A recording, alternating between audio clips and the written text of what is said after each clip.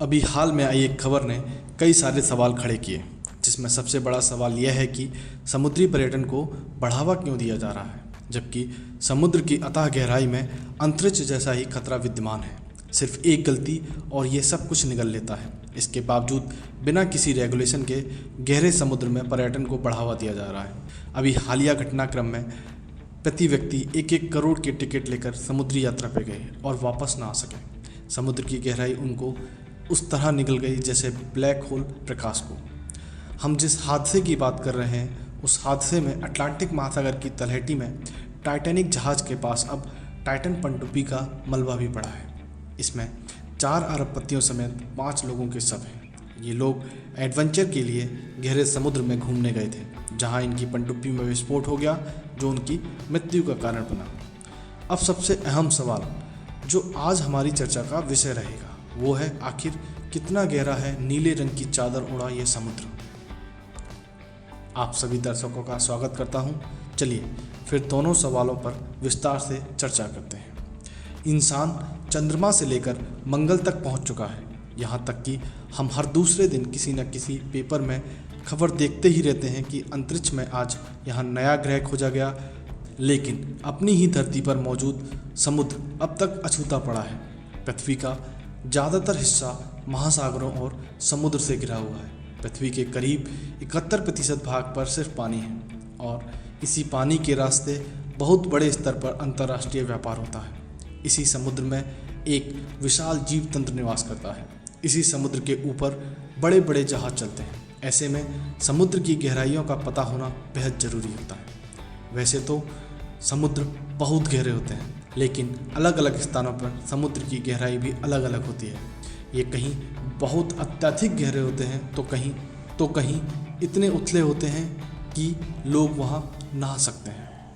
चलिए सबसे पहले ये जानते हैं कि गहराइयों तक कैसे पहुँचा इंसान।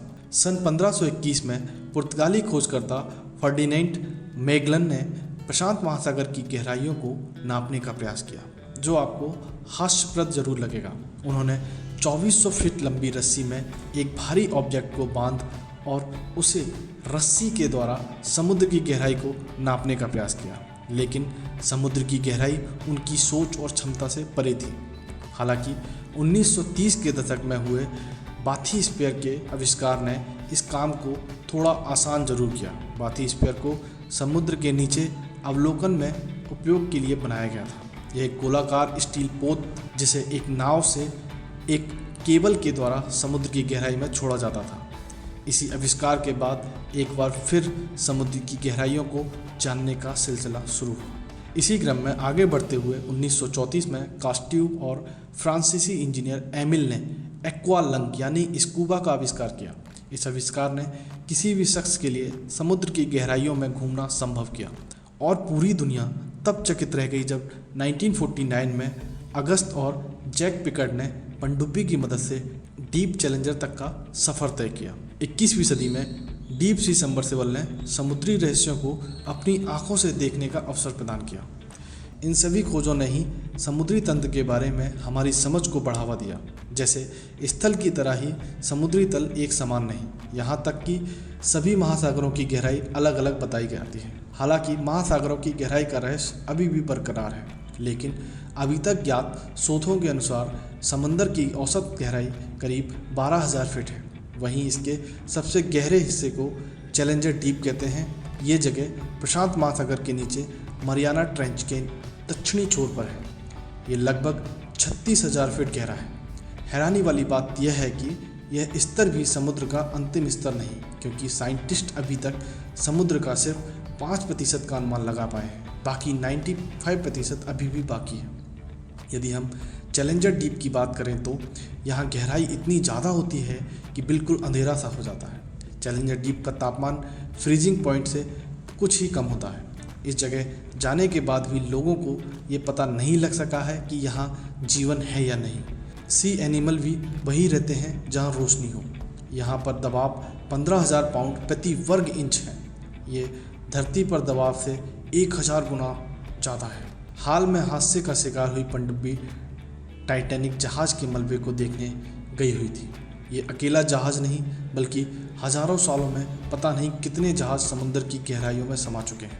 एक रिपोर्ट के मुताबिक समुद्र के तल पर 3 मिलियन से भी अधिक जहाज़ों का मलबा जमा हो गया है, जो अपने आप में बेहद खतरनाक है।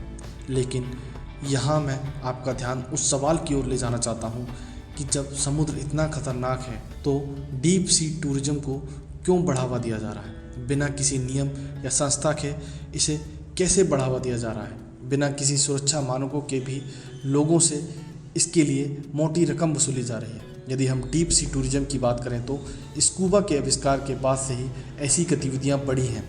हाल के समय में हेलमेट ड्राइविंग का चलन अत्यधिक बढ़ा है। डीप सी टूरिज्म न सिर्फ मनुष्यों के लिए घातक है बल्कि ये संपूर्ण जीव जगत के लिए विनाशकारी हो सकता है। आप भी अपनी राय कमेंट बॉक्स में शेयर कर सकते हैं। वीडियो अच्छा लगे तो लाइक, शेयर और सब्सक्राइब करें। धन्यवाद।